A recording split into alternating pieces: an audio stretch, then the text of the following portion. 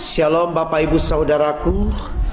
Kita bersyukur Tuhan pertemukan kita di Selasa pagi ini. Tentu itu adalah anugerah dan berkat dari Allah buat saudara dan saya. Maka mari kita yang diberkati oleh Tuhan, kita mensyukurinya dengan bersedia untuk menerima firman-Nya di perenungan pagi hari ini. Mari kita awali dengan doa saudaraku, kita berdoa. Tuhan Yesus yang baik, kami sungguh bersyukur memiliki Engkau.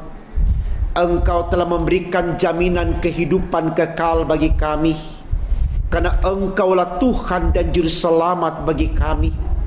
Berkenan ya Allah, dalam kekuatan iman yang ada pada kami tetap bersedia memikul salib-Mu, karena kami tahu di balik kesetiaan memikul salib ada sorga menanti, dan akan kami tempati sebagai orang-orang yang sudah Engkau tebus lewat karya penyaliban Yesus Kristus. Karena itu ya Allah, di sorga kami mohon Engkau hadirkan firman-Mu di pagi ini, memenuhi setiap ruang dalam hati, jiwa, pikiran, perasaan kami, agar dalam seluruh kisah hidup kami melakukan firman-Mu seturut dengan kehendak-Mu. Karena itu ya Allah, berfirmanlah, karena kami sedia mendengarkannya, demi Yesus yang sudah disalibkan, mati dan bangkit, lalu menjadi Tuhan bagi kami. Terpujilah Engkau. Haleluya. Amin. Saudaraku, bacaan Alkitab kita di Selasa pagi ini terambil dari kitab Ibrani 11 ayat 29 hingga 34. Bagian Alkitab ini dibacakan demikian. Karena iman, maka mereka telah melintasi laut Merah, sama seperti melintasi tanah kering. Sedangkan orang-orang Mesir tenggelam ketika mereka mencobanya juga. Karena iman, maka runtuhlah tembok-tembok Yeriko setelah kota itu dikelilingi 7 hari lamanya. Karena iman, maka Rahab, perempuan sundal itu, tidak turut binasa bersama-sama dengan orang-orang durhaka, karena ia telah menyambut pengintai-pengintai itu dengan baik. Dan apakah lagi yang harus aku sebut? Sebab aku akan kekurangan waktu apabila aku hendak menceritakan tentang Gideon, Barak, Simson, Yefta, Daud dan Samuel dan para nabi, yang karena iman telah menaklukkan kerajaan-kerajaan, mengamalkan kebenaran, memperoleh apa yang dijanjikan, menutup mulut singa-singa, memadamkan api yang dahsyat. Mereka telah luput dari mata pedang, telah beroleh kekuatan dalam kelemahan, telah menjadi kuat dalam peperangan, dan telah memukul mundur pasukan-pasukan tentara asing. Saudaraku yang diberkati Tuhan, sebelum kita masuk dalam perenungan firman Allah, satu pujian akan saya kumandangkan dari Kidung Jemaat 372. Inginkah kau pikul salib?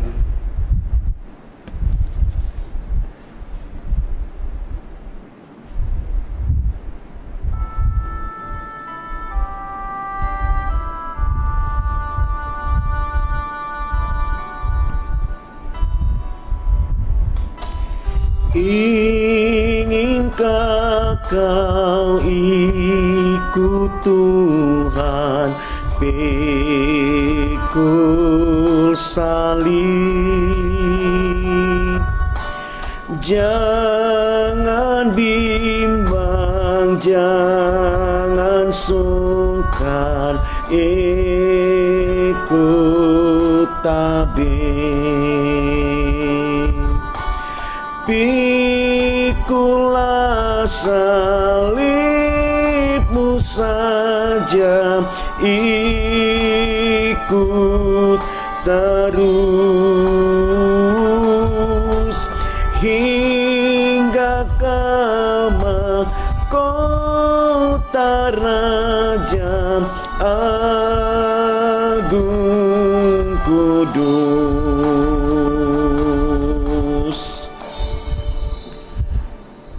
Saudaraku yang diberkati Tuhan kita Yesus Kristus. Dari pujian Kidung Jemaat 372 ini hendak menyampaikan kepada saudara dan saya bahwa kekuatan salib itu adalah bukti kekuatan Allah, sehingga tidak ada alasan bagi kita untuk tidak memiliki salib, walaupun di dalamnya ada begitu banyak tantangan, ada begitu banyak rintangan, ada begitu banyak persoalan dan masalah-masalah. Tapi bukan berarti dengan kita memikul salib kita akan tertindih lalu jatuh dalam kehancuran dan kebinasaan. Tidak. Tetapi salib menjadi kekuatan bagi kita untuk melihat persoalan yang ada dengan iman. Karena kekuatan salib yang datang dari Allah akan memampukan kita untuk bisa menghadapi, bahkan dapat mengalahkan semua persoalan yang ada. Inilah yang dikisahkan oleh Yesus di perjalanan Via Dolorosa, dalam cerita derita yang luar biasa yang dia alami. Tapi dia melihat itu dalam ketaatan iman kepada Bapaknya, dengan tetap bersedia memikul derita itu, memikul salib itu.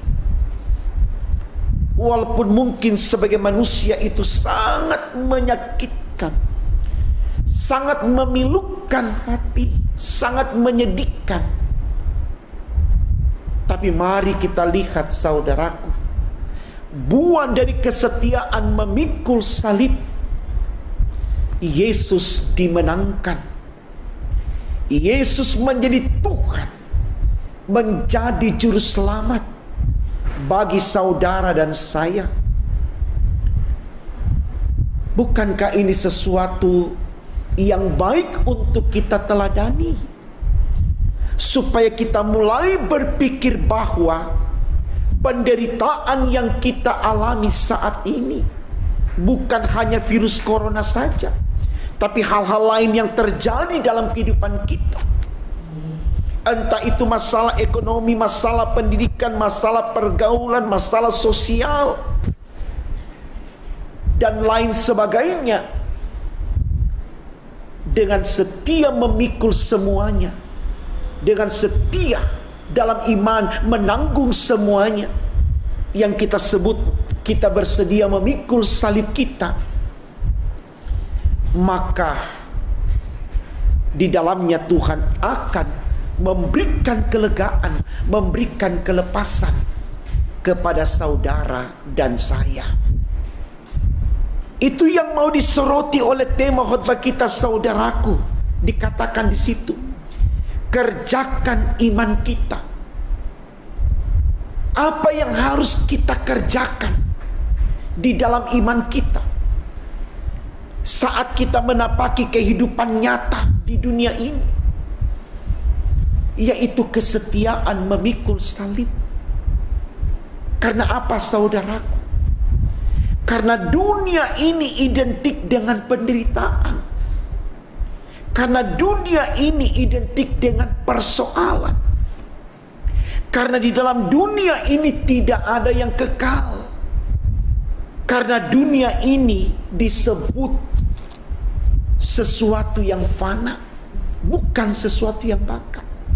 Artinya saudaraku, sekuat apa kita ingin keluar dari persoalan di dunia ini, kita tidak akan pernah lepas dari berbagai macam derita. Karena itulah kenyataan bagi orang-orang yang hidup dalam dunia ini. Mau kita beriman atau tidak, mau kita pikul salib atau tidak, derita itu tetap ada saudaraku. Tidak akan mungkin tidak ada. Karena sekali lagi dunia ini fana, bukan bakal. Supaya kita mulai belajar memahami Bagaimana kita tetap mengerjakan iman kita seperti tema khotbah kita katakan, dengan fokus menyembah Allah dalam situasi apapun. Dengan percaya saudaraku, upah dari mempertahankan iman atau setia melakukan apa yang Tuhan inginkan, kita akan ditempatkan oleh Allah sesudah di dunia ini dengan deritanya, yaitu di sorga dengan kebahagiaan sempurnanya. Mari kita lihat saudaraku, ketika orang-orang benar-benar hidup di dalam iman, dalam situasi susah atau senang, dia tidak pernah mementingkan kepentingan duniawinya. Dia tetap memikul salibnya. Dia tidak meninggalkan imannya. Maka apa yang didapatkan di sana saudaraku? Mari kita lihat dalam bacaan kita. Mulai dari ayatnya yang ke-33 dikatakan demikian. Yang karena iman telah menaklukkan kerajaan-kerajaan, mengamalkan kebenaran, memperoleh apa yang dijanjikan, menutup mulut singa-singa, memadamkan api yang dahsyat.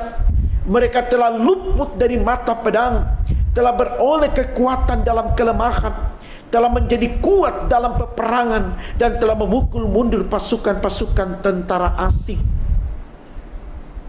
Kisah yang diceritakan dalam bacaan kita tentang kehidupan orang Israel saudaraku, ketika mereka bersedia memikul salib, mengimani Yesus, mengimani Allah sebagai Tuhan yang memimpin kehidupan mereka, mereka terhindar dari berbagai macam derita yang hendak menghantam mereka, sehingga mereka terbebas dari kejaran tentara Firaun yang hendak memukul kala mereka dengan senjata yang sangat lengkap. Tuhan melihat kesungguhan iman daripada orang-orang Israel, dan akhirnya Tuhan memberikan jalan kepada mereka untuk terbebas dari pengejaran tentara Firaun. Dan Tuhan menenggelamkan tentara Firaun ketika Tuhan sudah memberikan pertolongan kepada orang-orang Israel. Mari kita lihat di dalam ayatnya yang ke-29 dikatakan begini. Karena iman maka mereka telah melintasi Laut Merah, sama seperti melintasi tanah kering, sedangkan orang-orang Mesir tenggelam ketika mereka mencobanya juga. Ya. Artinya saudaraku, ketika orang tidak setia kepada Allah, ketika orang tidak percaya kepada Allah, ketika orang tidak memikul salibnya, maka jalan yang Tuhan tunjukkan kepadanya adalah kebinasaan. Walaupun dia tempuh jalan yang sama dengan jalan yang orang benar tempuh, tapi ketika orang benar sudah melewati jalan yang benar yang diberikan oleh Allah itu, maka mereka akan ditenggelamkan. Jadi walaupun orang jahat ini mencoba untuk menikmati kebahagiaan orang benar, dia tidak diizinkan oleh Tuhan. Kita lihat tentara Firaun, ya. Dia mencoba untuk ikut jalan yang sama yang Tuhan berikan kepada orang Israel. Dia pikir aji mumpung, istilahnya begitu. Mari kita lewati, ada jalan yang kering, laut yang dibelah dua. Tapi begitu orang Israel tiba di daratan, Tuhan tutup kembali jalan yang kering itu dengan Laut Merah tadi. Ya, karena Allah tidak pernah berkenan dengan jalan orang-orang yang jahat, orang-orang yang tidak mau memikul salibnya, orang-orang yang hanya mencari keuntungan, tidak mau menghadapi penderitaan. Saya pikir ini baik saudaraku untuk kita renungkan, supaya kita mulai kembali mengerjakan iman kita, yaitu bersedia memikul salib. dalam situasi apapun, jangan pernah kita tinggalkan salib kita. Artinya jangan kita pernah tinggalkan iman kita, karena iman itulah jalan bagi kita menuju keselamatan. Mari saudaraku kita lihat dalam kitab Injil Markus pasalnya yang ke-8 ayatnya yang ke-34, dikatakan di sana demikian. Injil Markus pasal 8 ayatnya yang ke-34, firman Tuhan katakan demikian.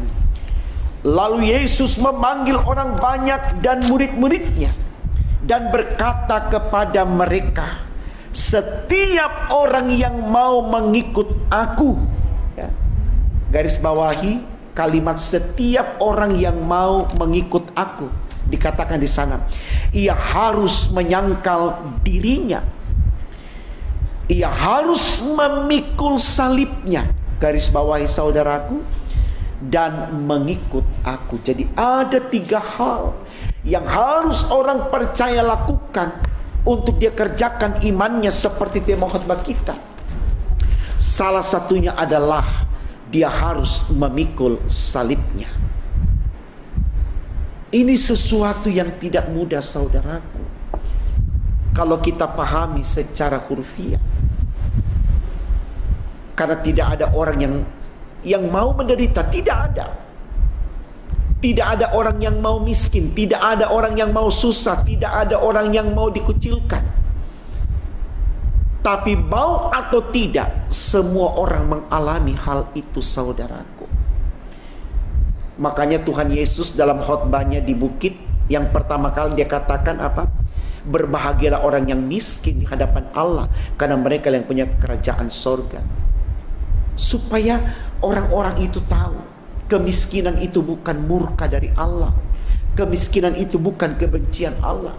Supaya dia terus menerima apapun keadaannya. Itulah salibnya. Dan ketika dia berpengharapan dalam Tuhan, dia akan mendapatkan pertolongan Tuhan. Kalau bukan di dunia ini, pasti dia dibawa ke sorga saudaraku. Saya pikir ini baik untuk kita renungkan, supaya kita mulai memahami betapa pentingnya memikul salib sebagai bukti kekuatan iman kita yang sedang kita kerjakan di dalam kehidupan ini, seperti sorotan tema khotbah kita pagi hari ini. Jangan berhenti memikul salib kita saudaraku, karena dengan memikul salib itulah bukti kekuatan iman kita. Dan ketika iman kita kuat, itu bukti pengakuan kita akan Allah. Dan ketika kita mengaku Allah dari sekarang sampai selama-lamanya, maka dia akan mengenali kita. Karena firman Tuhan sudah katakan, jika engkau tidak mengenal aku di hadapan sesamamu, maka di hadapan Bapakku aku juga tidak mengenal engkau. Jadi penting sekali saudaraku memiliki iman sebagai kekuatan kita untuk memikul salib, sebagai bukti ketaatan kita kepada Allah. Karena itulah jalan bagi kita menuju sorga yang kekal. Berjuang terus di tengah situasi yang menantang sekalipun. Jangan pernah kita mundur, jangan pernah kita kalah. Karena itulah konsekuensi hidup di dunia, penuh dengan tantangan. Seperti orang bijak katakan, hidup ini adalah perjuangan. Berjuang terus dengan iman, maka percaya kita akan dibawa kepada kehidupan yang kekal, yaitu sorga.